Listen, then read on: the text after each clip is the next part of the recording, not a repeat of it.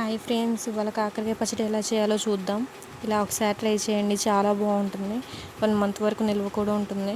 ముందుగా కాకరకాయలను కడిగి తడి లేకుండా తుడుచుకోవాలి. తర్వాత ఇలా మధ్యలో కట్ చేసుకోవాలి. తర్వాత పొయ్యి మీద ప్యాన్ పెట్టి ఆయిల్ పోసి ముక్కలను మీడియం ఫ్లేమ్లో బ్రౌన్ కలర్ వచ్చే వరకు వేయించుకోవాలి. మీడియం ఫ్లేమ్లో మగ్గించుకుంటేనే లోపల కూడా ఈవెన్గా మగ్గుతాయి. తినేటప్పుడు చేదు అనేది లేకుండా ఉంటుంది. పిల్లలు కూడా చాలా ఇష్టంగా తింటారు. ఇవి వేగుతుంటేనే ఇంకొక ప్యాన్లో పల్లీలు వేయించుకోవాలి.